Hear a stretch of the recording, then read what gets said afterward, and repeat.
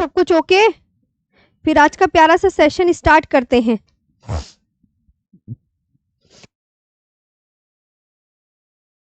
आ,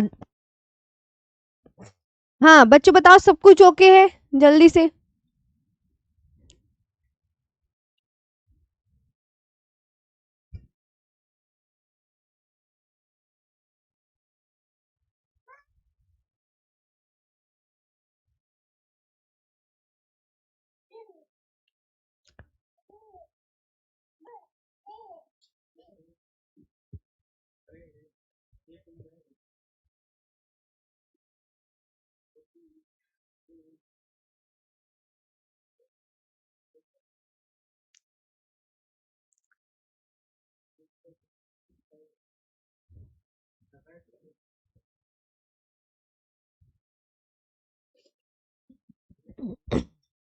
नमस्कार सभी को, कैसे हैं आप सभी? सभी का स्वागत है आपके अपना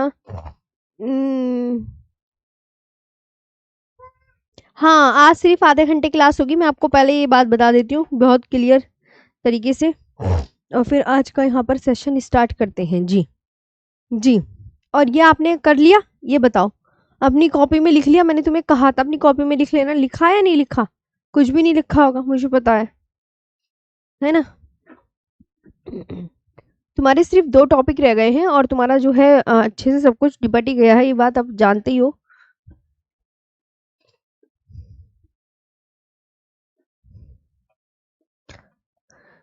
जनगणना और जलवायु वाला टॉपिक, और बस जनजाति, 3 टॉपिक है तुम्हारी क्लास के यहाँ। तो यहाँ तक तो शायद हमने पढ़ लिया था, मुझे बहुत अच्छे से पता है।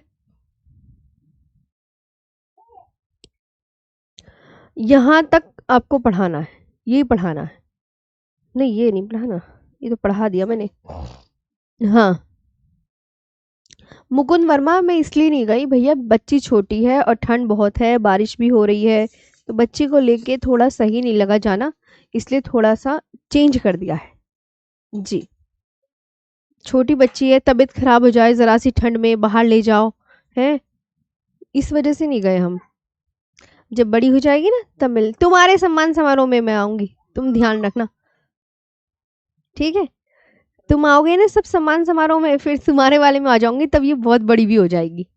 ओके, तुम्हारा मैं इंतजार करूंगी। चलो अभी पढ़ते हैं पूर्व पश्चिम गलियारा, ईस्ट वेस्ट कॉरिडोर। ये कितने किलोमीटर लॉन्ग है भैया? पहली बात तो गलियारा क्या होता है, कुछ बच्चे ये क्वेश्चन पूछेंगे, मैम ये गलियारा क्या होता है, ये बता दीजिए। तो गलियारा ये होता है एक लंबी संकीर्ण भूमि होती है जो अम, 2 शहरों को आपस में जोड़ते हैं, या 2 क्षेत्रों को आपस में जोड़ते हैं, या 2 देशों को आपस में जोड़ते हैं। गलियारा का मतलब ये होता है एक संकीर्ण लंबी सी पट्टी जो 2 देशों, 2 क्षेत्रों, इन सबको जोड़ती है। गलियारे का मतलब ये होता है। तो गलियारा जो है ये कितने किलोमीटर लॉन्ग है? तो 3507 किलोमीटर लॉन्ग है। ये पोरबंदर को सिलचर से पोरबंदर को सिलचर से जोड़ता है। तो पोरबंदर आपको पता कहाँ पर है? पोरबंदर आप जानते हो मैम गुजरात में है। तो गुजरात को ये असम के सिलचर से जोड़ता है। पोरबंदर को गुजरात के सिलचर से जोड़ता है। हाँ, आज क्लास नहीं होनी थी।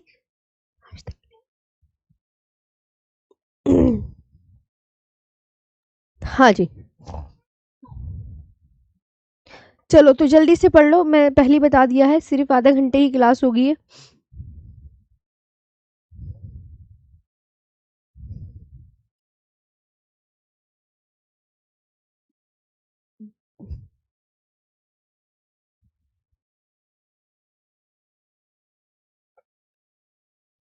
गुड मॉर्निंग, है ना?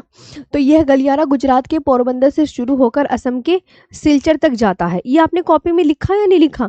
देखो, पूर्व पश्चिम गलियारा बहुत इंपॉर्टेंट है। जैसे पूर्व पश्चिम गलियारा है, ये किसको किससे जोड़ता है? तो आप ये मतलब किसको किससे जोड़ता है समझ लो। एक लंबी संकीर्ण पट्टी है, जैसे आपको पता है ये पोरबंदर है, यहाँ पर पोरबंदर यहाँ पर है, और सिलचर यहाँ पर है, सिलचर यहाँ पर है। तो इसको इससे आपस में कनेक्ट कर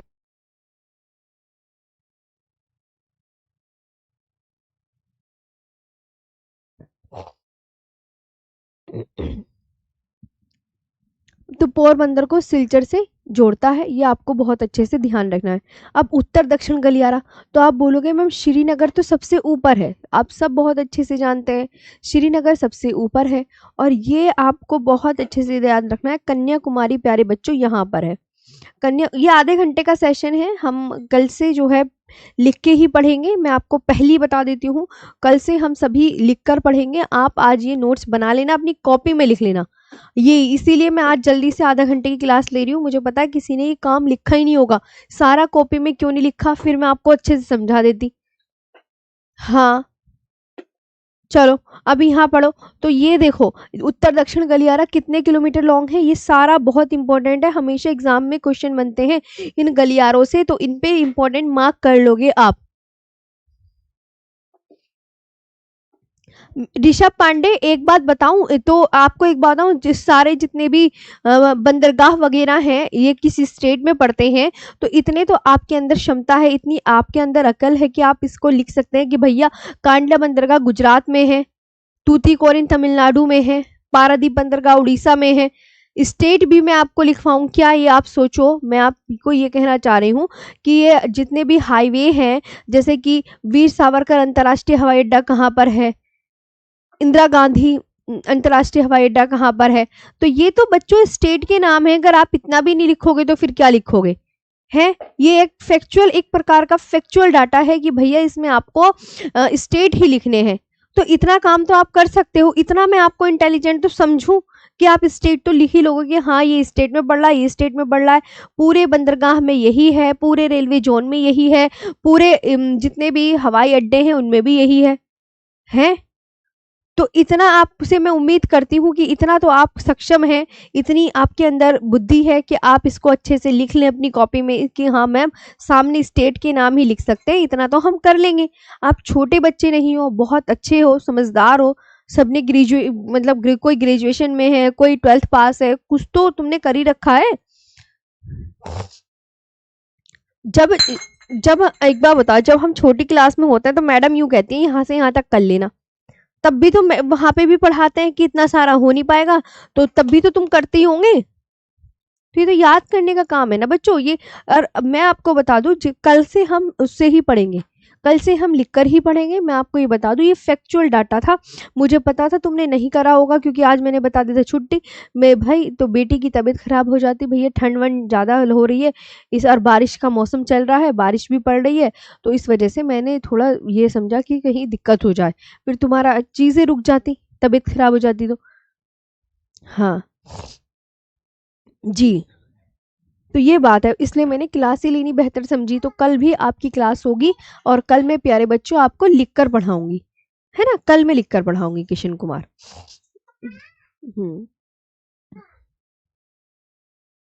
सबकी नमस्ते ले ली है मोहित वर्मा मेरे प्यारे भाई। हाँ हाँ, उसको तो लिखो तुम। अरे जनगणना कौन से सर करवाएंगे, जय हिंद, जरा बताना, जनगणना कौन से सर करवाएंगे? अगर जनगणना कोई और सर करवा रहे हैं तो मैं नहीं करवाऊंगी, ये बता दो। किसी सर ने बोला है कि जनगणना कराने को? ऋषभ पांडे मेरे प्यारे भाई, अरे मेरे बच्चे, मैं लिखवा देती, स्टेट तो लिखने हैं आपको। चलो इधर आओ, मैं तुम्हें समझाती हूँ ना, इससे देख के तुम ऐसे परेशान क्यों हो जाते हो एकदम से? पीडीएफ को देख के इतने परेशान ना हुआ करो, कल से मैं कह रही हूँ, आज तो वैसे भी आधा घंटे की क्लास है आधा घंटे में तो तुम लिख लो। मैम सोनवीर सर ने, दोबारा बोलो, किसी ने बोला है अगर जनगणना कराने को तो मैं नहीं करवाऊंगी। हाँ बोल बोल दो, जनगणना सोनवीर सर ने बोला है, बोलो बोलो। हाँ सोनवीर सर ने बोला है तो बहुत मजे की बात है, बिल्कुल आप बेफिक्र रहो, मैं जनगणना नहीं करवाने की, सोनवीर सर ही करवा देंगे। ठीक है, तो मैं आपको सिर्फ जनजाति और जलवायु वाला टॉपिक करवाऊंगी, और ये टॉपिक आपकी फिर कंप्लीट, आपका सिलेबस कंप्लीट, और वर्ल्ड ज्योग्राफी की मैं पीडीएफ अपलोड कर दूंगी आपको। हाँ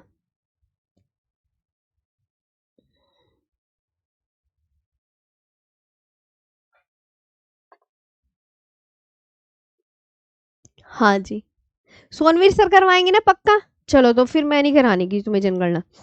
एक बार और बता दो, तुम्हें बोला था ना, अच्छा अब इधर आओ चलो। उत्तर दक्षिण गलियारा कितने किलोमीटर लॉन्ग है? अब पढ़ाई पे ध्यान दो लो थोड़ा सा। यार बिल्कुल ही पढ़ने का मूड नहीं है, इधर आओ पढ़ो थोड़ा सा आकर। उत्तर दक्षिण गलियारा अपनी कॉपी में मेरी जैसे नोट्स लिखो। अब तक तो तुम ना ये पूरा पेज उतार भी लेते। उतार लो अगर है। क्योंकि कल तो मैंने आपको यहाँ तक करवा ही दिया था। अरे मेरे प्यारे भाई बहनों, कल तक मैंने यहाँ तक करवा दिया था, इसके आगे का उतार लो। सुनो, ये तो मैंने कल करवा ही दिया था आपको। करवा दिया था ना? हाँ। चलो तो ये कॉपी में लिखो। चलो सबसे ऊपर हेडिंग डालो, पूर्व पश्चिम गलियारा।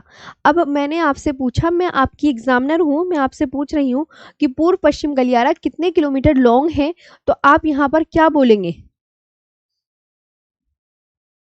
ये बोलोगे 3507 किलोमीटर लॉन्ग। 3507 किलोमीटर लॉन्ग है। नहीं बोला तो ठीक है भैया, जनगणना भी हम ही करवा देंगे। बस रहने दो, तुमने तो थोड़ी। मैं ना और ना सोनवीर सर से अपने आप बात कर लूंगी। मैं अपने आप बात कर लूंगी, अगर सर करवाएंगे तो सर करवा देंगे, बहुत अच्छी बात होगी। मैं तो चलो, मेरे तो और आसान हो जाएगा चीजें। हाँ सर से बात कर लूंगी मैं अपना आप, मैं खुद कब क्लियर कर लूंगी, अपना आप पढ़ो। ये 3507 किलोमीटर लॉन्ग है प्यारे बच्चों। और ये पोरबंदर, ये किसको, अब मैं आपसे क्वेश्चन कर रही हूँ, कॉपी में लिख लो। मैं जब तक इस स्लाइड को चेंज नहीं करूंगी, जब तक आप कॉपी में नहीं लिखोगे। मैंने कहा जो पूर्व पश्चिम गलियारा है, ये किसको किससे कनेक्ट करता है? तो आप लिखो हिंदी में पोरबंदर प्लस सिलचर। पोरबंदर को सिलचर से जोड़ता है। और प्यारे बच्चों, पोरबंदर कहाँ पर है ये लिख लो, गुजरात में। और सिलचर कहाँ पर है? असम में। है ना? हम्म। और यह गलियारा गुजरात के पोरबंदर से शुरू होकर, ये गलियारा जो है, गलियारा मैंने बताया ना क्या होता है, कॉरिडोर बोलते हैं इंग्लिश में। और ये एक भूमि की संकीर्ण पट्टी होती है, जिससे दो क्षेत्रों को, दो शहरों को या दो देशों को आपस में कनेक्ट किया जाता है। ये आप ध्यान रखेंगे। और यह गलियारा गुजरात के पोरबंदर से शुरू होकर असम के सिलचर तक जाता है। असम के सिलचर सिलचर तक जाता है। लिख लिया कॉपी में ऊपर वाली लाइन? अच्छा दूसरी बात आप यहाँ पर देखेंगे प्यारे बच्चों, उत्तर दक्षिण गलियारा। उत्तर दक्षिण गलियारा कितने किलोमीटर लॉन्ग है? तो आप यहाँ पर ध्यान देंगे, ये 3806 किलोमीटर लॉन्ग है। कितने किलोमीटर लॉन्ग है? 3806 किलोमीटर लॉन्ग है ना? हाँ। और ये कहाँ से कहाँ तक जाता है? तो प्यारे बच्चों देखो, श्रीनगर सबसे ऊपर पड़ता है और नीचे पड़ता है कन्याकुमारी। तो ये श्रीनगर को, मैं आपसे क्वेश्चन कर रही हूँ, मैं आपका एक सर हूँ, मैम समझ लो कि ये जो उत्तर दक्षिण गलियारा है, ये कहाँ किसको किससे आपस में कनेक्ट करता है? चार ऑप्शन मिलेंगे, तो चार ऑप्शन में से आप किस पर टिक कर कर आओगे? तो आप बोलोगे ये श्रीनगर को कन्याकुमारी से जोड़ता है। अब देखो एक बात, एक लाइन आप यहाँ पर देख पा रहे होंगे, ये लिखा है कि उत्तर दक्षिण, उत्तर दक्षिण और पूरब पश्चिम। और पूरब पश्चिम जो गलियारा है, वो एक दूसरे को कहाँ काट रहे हैं, जरा ये देखना। एक दूसरे को कहाँ काट रहे हैं, ये मोस्ट इंपोर्टेंट है। झांसी, और झांसी पड़ता है यूपी में। यूपी में काटते हैं। और ये भारत के उत्तर से दक्षिण तक एक सीधा मार्ग प्रदान करते हैं। मतलब किसी को श्रीनगर से कन्याकुमारी जाना होगा तो वो इसी रूट से ही जाएगा। है ना? और ये इससे जो है, याद रखना, इस पे NH4, कौन सा, NH27 मार्ग है। और इस पे शायद NH44 है, ये ध्यान रखेंगे। है ना? अब मैं आपको एक बात बताती हूँ प्यारे बच्चों। एक बात ये है, देखो, ये श्रीनगर से कन्याकुमारी ये ऐसे रूट जा रहा है। और ये पोरबंदर से सिलचर ये ऐसे रूट जा रहा है। तो ये एक दूसरे को कहाँ आपस में कट कर रहे हैं? इस तरीके से कट करने का निशान बन जाता है। हाँ। तो ये झांसी में एक दूसरे से कट करते हैं। ओके जी। तो अब ये अपनी स्लाइड आप कंप्लीट कर लो। कभी आप यूँ कहो मैम आपने हमें टाइम नहीं दिया। लिख लिया हो तो मुझे बता दो, नोटेड मैम। लिख लो आप इसे। आप हिंदी हिंदी में लिख लेना। नोटेड मैम, नोटेड मैम लिख लो। फिर मुझे बता देना यस मैम हो गया है।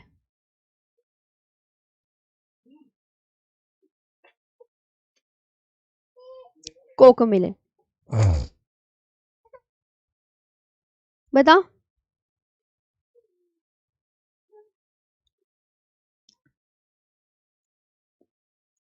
लिख लिया हो तो मुझे बता दो।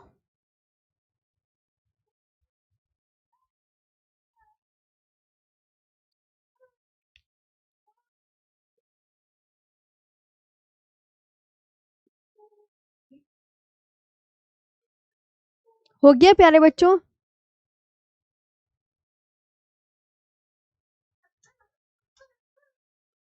कमेंट्स बहुत पीछे चल रहे हैं आपके, पहले तो आगे करूं।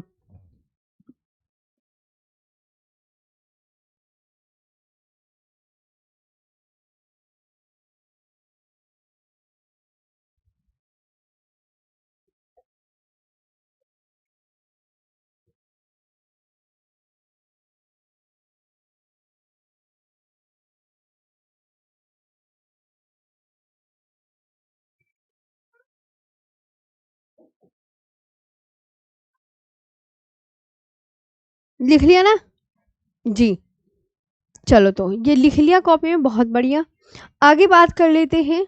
ये मैप भी बना लो सब, मैप भी बना लो अच्छे से कि ऐसे 4 लाइनें खींचो, श्रीनगर से कन्याकुमारी और पोरबंदर से सिलचर, और ये अब दूसरे को कहाँ काटते हैं, झांसी में काटते हैं।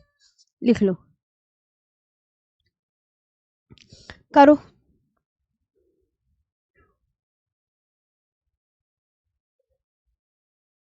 ये भी बना लिया मैप आपने?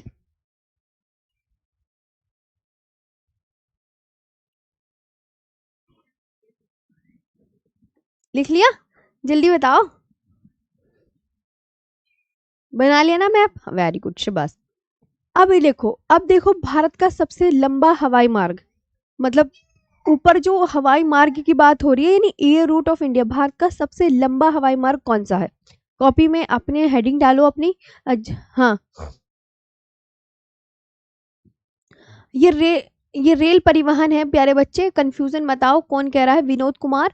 रेल परिवहन, रेल है, रेल चलती है भैया। हाँ। अच्छा, भारत का सबसे लंबा हवाई मार्ग, longest air root of India, ये कहाँ से कहाँ तक है? तो आप क्या बोलोगे? ये मैम दिल्ली से पोर्ट ब्लेयर तक है। अब पोर्ट ब्लेयर का नया नाम तो मैंने आपको लिखवा रखा है, लेकिन हाँ मैम, हमने थोड़ी याद किया है, हम थोड़ी याद करते हैं पीछे का। अंडमान निकोबार, जब मैंने आपको द्वीप पढ़ाए थे, द्वीपों का चैप्टर पढ़ाया था, उसमें मैंने अंडमान निकोबार की कैपिटल लिखवाई थी, और कैपिटल का नाम लिखवाया था पोर्ट ब्लेयर। पोर्ट ब्लेयर का लेकिन मैंने नया नाम भी लिखवाया था। तो हाँ, कि जो जिसको याद होगा वो बहुत अच्छी बात है।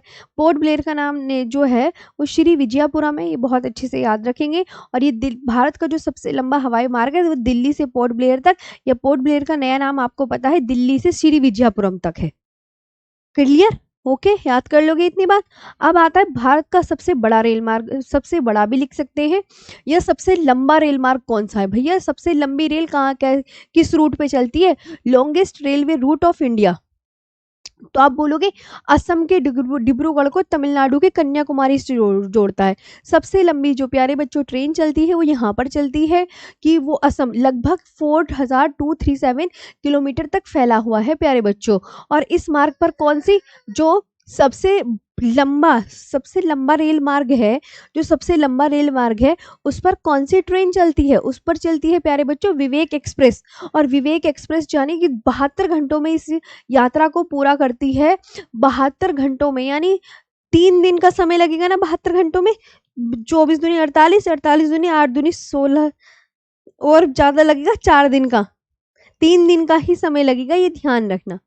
ओके, हाँ आप यहाँ पर देख लीजिए अब ध्यान से। हो गया हो तो मुझे बताओ कि अब याद हो गया? अरुण यादव, हाँ जी भाई, इधर देखो कि भारत का सबसे लंबा हवाई मार्ग अगर आपसे पूछे तो आप क्या बोलोगे? दिल्ली से पोर्ट ब्लेयर तक। और भारत का सबसे बड़ा या लंबा रेल मार्ग?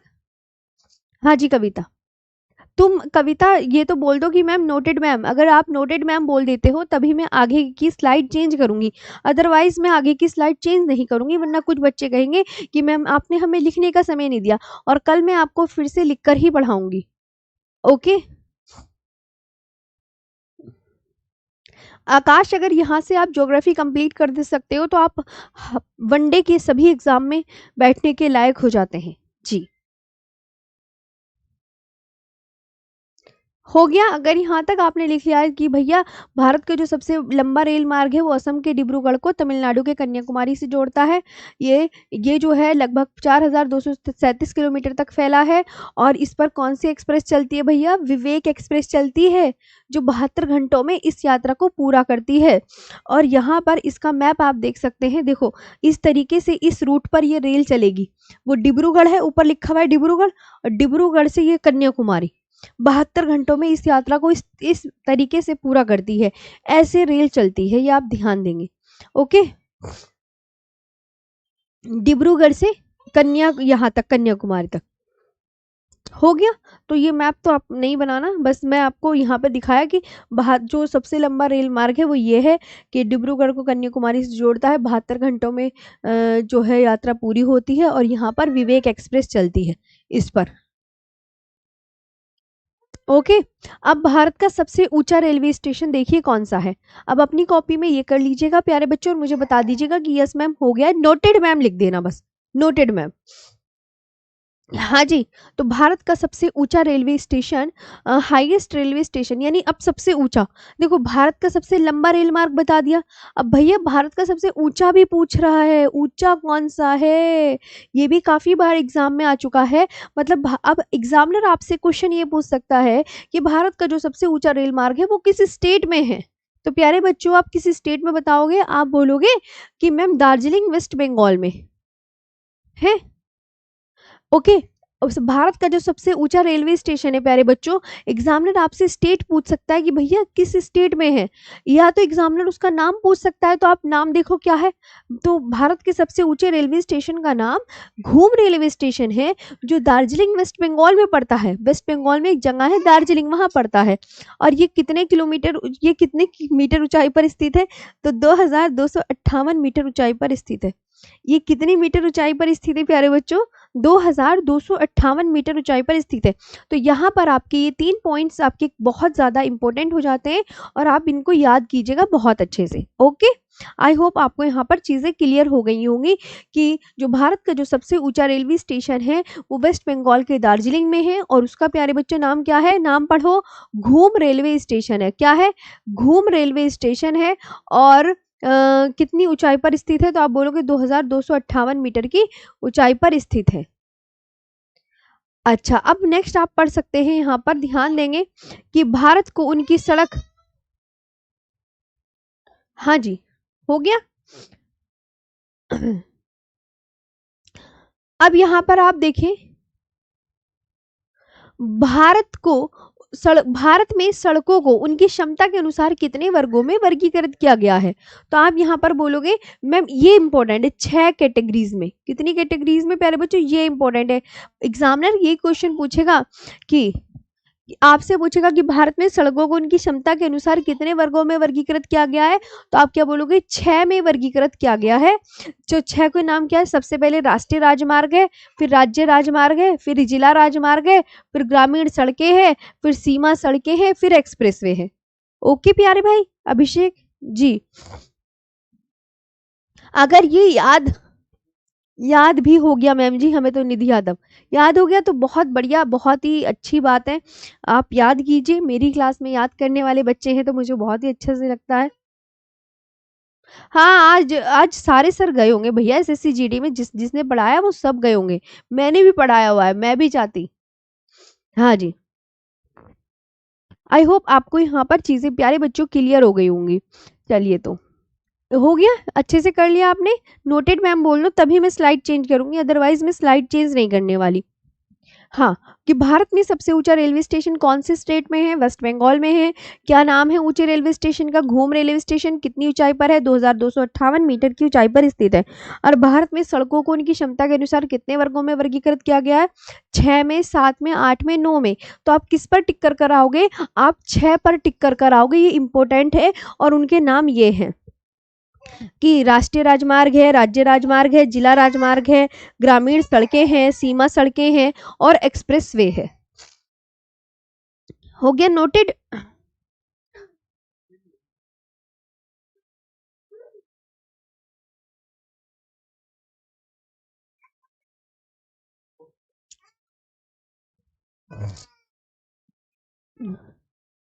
अब ये है यमुना एक्सप्रेसवे, बस मैं आज तुम्हें यहीं तक करवाऊंगी, ये बात ध्यान रखना। और बाकी अपनी कॉपी में ही पूरा, अब तुम्हें क्या काम करना है सारा लिख लेना, क्योंकि भैया इसमें मैंने आपको क्या बता रखा है, बार बार मैं एक ही चीज बताती हूँ। मैं आऊंगी कल इसे, अभी जैसे आज समझाया ना, कल भी इसे आके ऐसे ही समझा दूंगी, और फिर मैं कल अगली क्लास स्टार्ट करवा दूंगी, है ना। देखो प्यारे बच्चों, ये यमुना एक्सप्रेसवे है, ये ग्रेटर नोएडा को आगरा से जोड़ता है। एक्सप्रेसवे में कितनी लेन होती है, 4 या 6 लेन होती हैं, और हाईवे में 2 या 3 ही लेन होती हैं, ये बात ध्यान रखेंगे जी। तो यहाँ पे यमुना एक्सप्रेसवे किसको किससे कनेक्ट करता है, ये इंपॉर्टेंट है। ग्रेटर नोएडा को आगरा से जोड़ता है। एक छत्रपति शिवाजी टर्मिनस स्टेशन, जो छत्रपति शिवाजी टर्मिनस स्टेशन है, ये किसके द्वारा डिजाइन किया गया था, एग्जाम में ये आ सकता है क्वेश्चन। तो आप बोलोगे मैम उसका नाम है फ्रेडरिक विलियम स्टीवंस के द्वारा डिजाइन किया गया था। ओके, फ्रेडरिक विलियम्स स्टीवंस के द्वारा डिजाइन किया गया था। बच्चों इसका नाम क्या है, छत्रपति शिवाजी टर्मिनस का पुराना नाम बताइए, एग्जामिनर पूछ सकता है। तो आप बोलेंगे विक्टोरिया टर्मिनस स्टेशन। और ये छत्रपति जो शिवाजी टर्मिनस स्टेशन है, ये कितने वर्षों में बनकर तैयार हुआ, तो आप बोलोगे 10 वर्षों में बनकर तैयार हुआ है। और जो छत्रपति शिवाजी टर्मिनस स्टेशन है, ये मुंबई का ऐतिहासिक रेलवे स्टेशन है। छत्रपति शिवाजी टर्मिनस स्टेशन है किस स्टेट में, मतलब है किस शहर में, तो मुंबई शहर में है। किस शहर में है, मुंबई शहर में है। चलिए, अब ये हो गया हो तो मुझे बता दीजिए। आई होप फिर आप आगे बढ़ते हैं दूसरी चीजों को लेकर। बाकी आप अपनी कॉपी में कर लेना। यहाँ छत्रपति शिवाजी टर्मिनस स्टेशन, ये भारत का पहला निजी रेलवे स्टेशन, इतना इम्पोर्टेंट नहीं है, नहीं है। और भारत का पहला रेल विश्वविद्यालय वडोदरा गुजरात, बहुत इंपॉर्टेंट ये वाला पॉइंट। ये जो है इंटीग्रल रोज, अब देखो आप बच्चों ध्यान रखें, इंटीग्रल कोच फैक्ट्री कहाँ पर, चेन्नई तमिलनाडु में। तो ये तो आप इसके सामने जो लिखा हुआ है, इतनी आपके अंदर क्षमता है कि आप इतना याद कर सकते हैं। रेल व्हील फैक्ट्री भैया कहाँ पर है, बंगलुरु में। बंगलुरु किस स्टेट में, कर्नाटक में। ओके, और चितरंजन लोकोमोटिव वर्क्स कहाँ है, चितरंजन वाराणसी में है। रेल कोच फैक्ट्री रायबरेली में है, और रेल कोच फैक्ट्री कपूरथला में है। बस, चलो तो ये तुम अपनी कॉपी में कर लेना। आज के लिए फिर यहीं पे सेशन को ऑफ करेंगे जी। बस मैं कब, और ये कॉपी में कर लेना बैठ के सारे इंपॉर्टेंट हवाई अड्डे, जितने भी रेलवे जोन हैं और जितने भी बंदरगाह हैं, अरे ये सामने सामने से कर लोगे तो तुम्हारे लिए इजी रहेगा ना फिर पढ़ाना।